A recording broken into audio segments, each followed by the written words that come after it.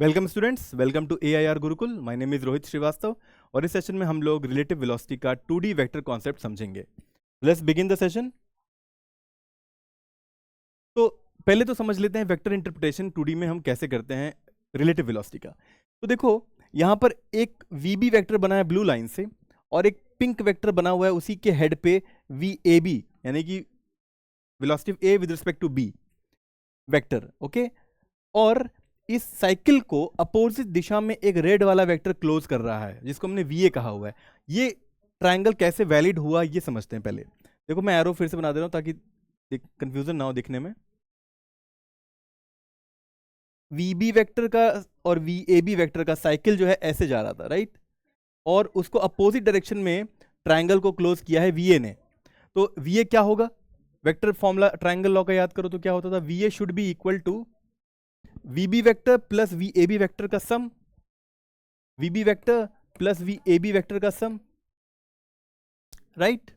अच्छा, ये ट्रायंगल क्यों ट्रू है पहले ये समझते हैं।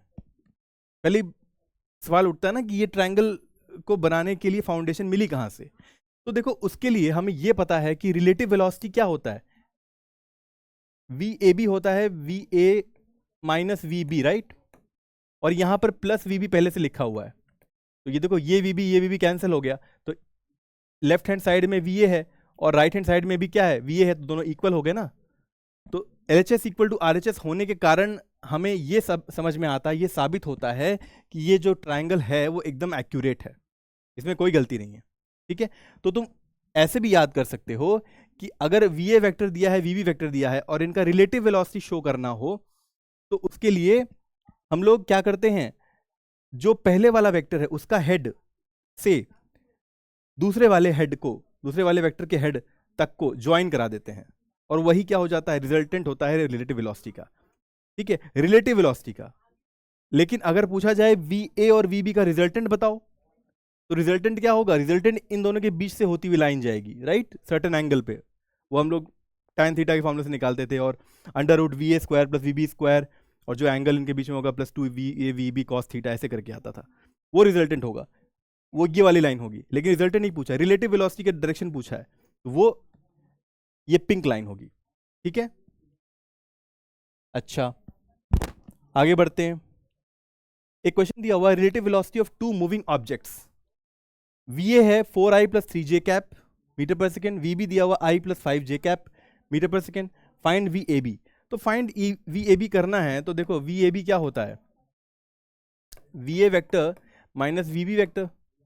अब VA वेक्टर को लिख लो, 4i के प्लस 3j कैप दिया हुआ है, 4i के plus 3j cap minus VB कितना दिया हुआ? i plus 5j cap, i plus 5j cap. Okay, 4i minus i किया 3i हो गया, और 3j माइनस 5j किया 2 माइनस 2j हो गया। ओके, तो वेलोसिटी AB आ गया हमारा वेक्टर फॉर्म में 3i cap minus 2j cap, इतना तो आ गया। अब क्या पूछा है? मैग्नीट्यूड भी निकालना है। तो मैग्नीट्यूड निकालने के लिए क्या करेंगे? VAB वेक्टर का मैग्नीट्यूड ले लो, under root of 3 square plus 2 square कितना हो गया? 9 प्लस 4 यानी कि अंडर रूट ऑफ 13। ठीक है, तो अंडर रूट ऑफ 13 आंसर आ गया मैग्नीट्यूड का मीटर पर सेकेंड।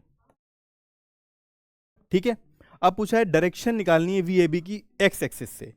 तो बड़ा ही आसान है। पहला काम इसमें क्या करते हैं हम लोग, इसको मैं मिटा दे रहा हूं फिलहाल के लिए। तो एक काम करो, जब भी हमें ऐसा कुछ दिया हो 2D फॉर्म में वेक्टर, तो जो एक्स एक्सिस में कंपोनेंट है 3i कैप है, तो यहां बना लो 3i कैप, राइट, यहां तक 3i कैप होगा 3 डिस्टेंस का, और 2j नीचे हो ना, माइनस में होगा, तो ये 2 लेंथ आ गई। तो अब ये VAB क्या देगा? रिजल्टेंट देगा यहां पे कहीं पे, ऐसे कुछ देगा। ओके, 3i कैप और माइनस 2j कैप का रिजल्टेंट कहीं यहां पे आएगा सर्टेन एंगल पे। किससे निकालना है? एक्स एक्सिस से निकालना है, तो ये थीटा पूछा हुआ है। ओके, तो वो कैसे निकालेंगे? देखो, ये वाला ट्राइंगल देख लो, ये 2 है तो ये भी 2 होगा, और ये वाला 3 है, तो tan थीटा की वैल्यू कितनी हो गई? 2/3 हो गई, परपेंडिकुलर अपॉन में बेस, तो थीटा की वैल्यू कितनी आ गई? tan inverse of 2/3, tan inverse of 2/3। ठीक है, तो डोंट गेट कंफ्यूज्ड कि ये 3 कैसे आया, मैं फिर से बना दे रहा हूं। -2 है तो नीचे 2 आ गया, यहां पर 3 आ गया, ओके। और हमने ये रिजल्टेंट पाया और इस ट्राइंगल को क्लोज किया, तो ये लेंथ 2 है, ये लेंथ 3 है यहां से यहां तक, और ये थीटा निकालना था हमें। tan थीटा कितना होगा, परपेंडिकुलर अपॉन में बेस 2/3, ओके। तो I hope this question is clear to you. एक क्वेश्चन और दिया हुआ है, 2 cars A and B are moving on a horizontal plane. Car A moves at 20 meter पर सेकेंड ड्यू ईस्ट। अब east, south, north, west ये सब बना लेते हैं पहले। North, south, east, west, okay. तो कार ए 20 मीटर पर सेकेंड से ईस्ट की तरफ जा रही है, 20 मीटर पर सेकेंड से ईस्ट की तरफ जा रही है कार ए। कार बी जा रही है 15 मीटर पर second due north, car B जा रही है 15 मीटर पर सेकेंड से due north. Find the velocity of A related to B. अब ए की वेलोसिटी निकालनी है बी के रिस्पेक्ट में, ओके। वी ए पहले निकाल लो, कितना है, 20 आई कैप है। वी बी कैप क्या है, 15 जे कैप है, ओके। अच्छा, हमें क्या निकालना है, वी ए बी निकालना है, ए का बी के रिस्पेक्ट में। वो क्या होगा, V A vector minus V B vector. V A vector कितना है, 20 I cap, minus V B कितना है, 15 जे कैप है। तो ये फाइनल तुम्हारा वेलोसिटी आ गया ए बी वेक्टर फॉर्म में, ओके। अब इट्स मैग्नीट्यूड निकालना है, तो इसका मैग्नीट्यूड निकाल लो, क्या हो जाएगा, वी ए बी का मैग्नीट्यूड होगा √20 स्क्वायर प्लस 15 स्क्वायर, जो कि होगा √400 प्लस 225, 625 आ जाएगा, और √625 होता है 25, तो 25 मैग्नीट्यूड आ गया, ठीक है। 25 मीटर पर सेकेंड दूसरे का आंसर है, सेकेंड पार्ट का। और इसका डायरेक्शन क्या होगा, देखो डायरेक्शन होगा, वी ए बी पे ध्यान दो। वी ए बी का अगर तुम डायरेक्शन बनाने जाओगे तो एक बार को इसको मैं रब कर दे रहा हूँ, ये तो चलो स्टार्टिंग के लिए नॉर्थ साउथ ईस्ट वेस्ट हमने लिया था, लेकिन एक बार वी ए बी को वेक्टर फॉर्म में रिप्रेजेंट करने के लिए एक्स वाई एक्सिस बनाते हैं, ठीक है। तो वी ए बी क्या दिखा रहा है, 20 आई कैप, तो यहाँ तक 20 है और 15 नीचे की ओर है, -15, ये 15 है, तो रिजल्टेंट वी ए बी का कहीं ऐसे होगा, राइट। और ये हो गया हमारा वो ट्राइंगल, और ये हो गया, किससे चाहिए हमें डायरेक्शन, एक्स एक्सिस से, राइट।